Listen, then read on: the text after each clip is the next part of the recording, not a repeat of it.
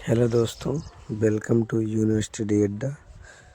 दोस्तों, आज हम आप लोगों को बताने वाले हैं HL कोरवा अमेठी में अप्रेंटिस 1 साल की वैकेंसी निकली है। तकनीकी प्रशिक्षण संस्थान कोरवा अमेठी। जो भी ITI पास कर चुके हैं वो अपना फॉर्म भर सकते हैं। हिंदुस्तान एरोनॉटिक लिमिटेड एवियोनिक्स प्रभाग कोरवा अमेठी में संबंधित व्यवसाय से ITI NCVT बोर्ड 2022-23-24 उत्तीर्ण अभ्यर्थी के लिए शिक्षु अधिनियम 1961 के तहत 1 वर्षीय शिक्षुता प्रशिक्षण करने हेतु योग्य अभ्यर्थियों से आवेदन आमंत्रित किए जाते हैं। कहने का मतलब जो 1 साल का है उसमें 22-23 ITI पास वाले ही भर सकते हैं। इसमें व्यवसाय क्या क्या है, मतलब ट्रेड क्या है, इलेक्ट्रॉनिक्स के अंदर जितने भी आते हैं वो सभी ट्रेड्स हैं। और दूसरे नंबर पर इलेक्ट्रीशियन है,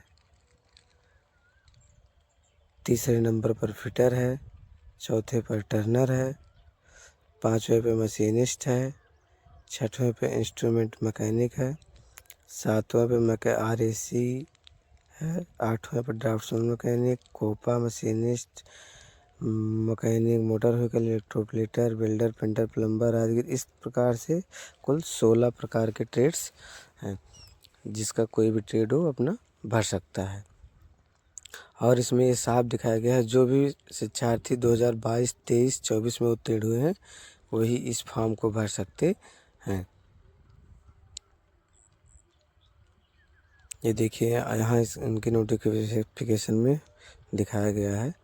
और एज लिमिट क्या है, एज लिमिट के बारे में बताया। सामान्य वर्ष के लिए उम्मीदवारों के लिए 27 वर्ष, कहने का मतलब 27 वर्ष से ज़्यादा उम्र नहीं होनी चाहिए। पिछड़ा वर्ग उम्मीदवार के लिए 3 वर्ष, अनुसूचित जाति, अनुसूचित जनजाति के लिए 3 वर्ष और 5 वर्ष की छूट दी गई है।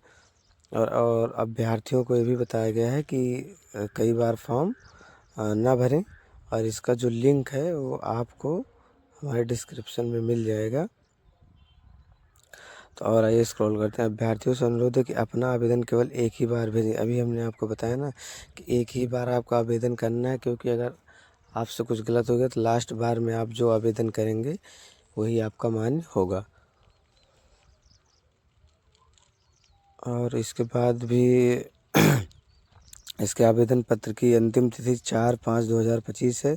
दिनांक 4/5 को भेजे गए को स्वीकार नहीं किए जाएंगे, यानी कि 4 तारीख के बाद जो फॉर्म भरे जाएंगे उनको स्वीकार नहीं किया जाएगा।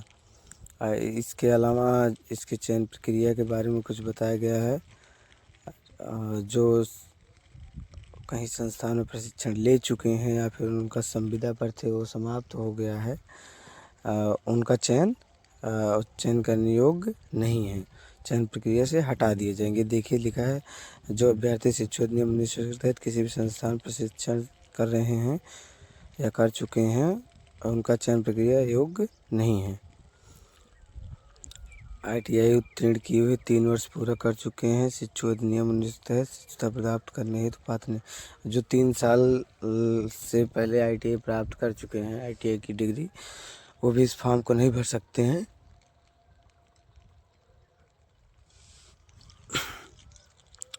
उसके बाद ये भी है कि ITI SCVT बोर्ड से उत्तीर्ण अभ्यर्थी चयन प्रक्रिया के योग्य नहीं है।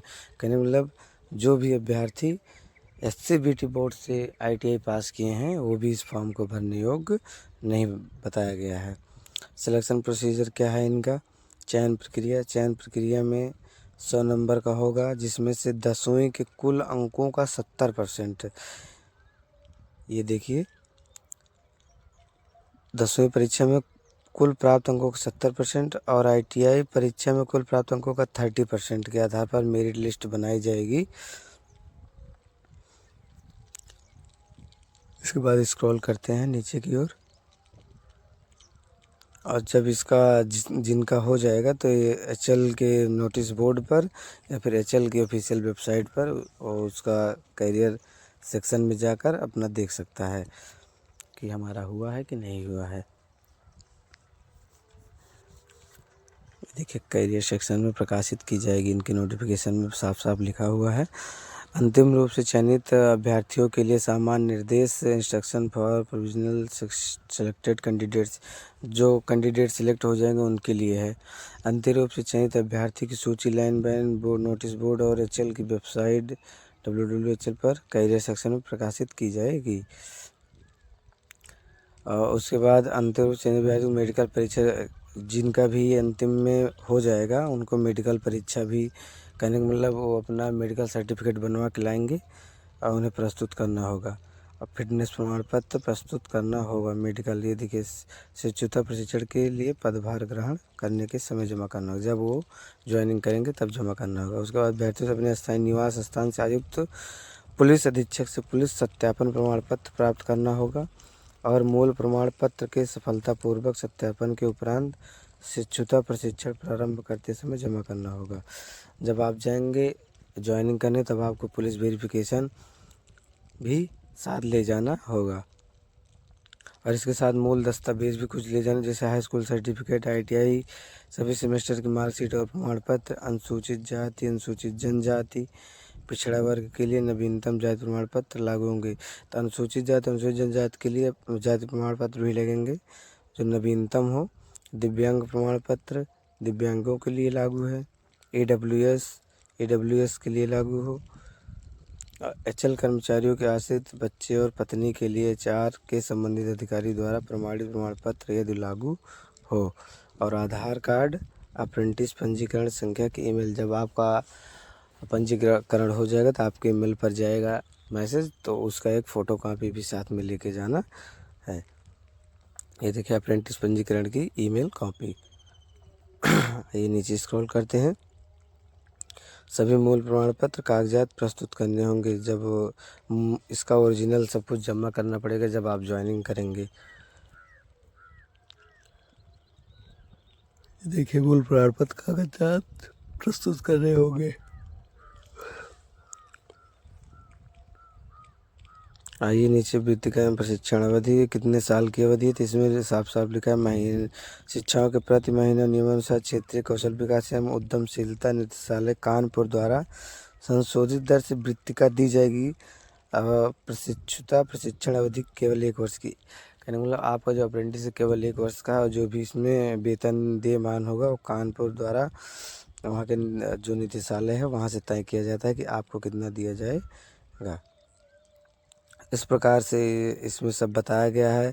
और इसका फॉर्म कब निकला गया था, गतिविधियों का विवरण माध्यम से आवेदन प्रारंभ की तिथि जो है 19/4/25 थी और अंतिम तिथि जो है 4/5/2025 है। और अंतिम चयन अभ्यर्थी की घोषणा कब हो जाएगी, 21/5 को हो जाएगी। और आप अपने डॉक्यूमेंट्स को 22 तारीख से 30 तारीख के बीच में सबमिट करेंगे। Thank you, welcome for watching this video.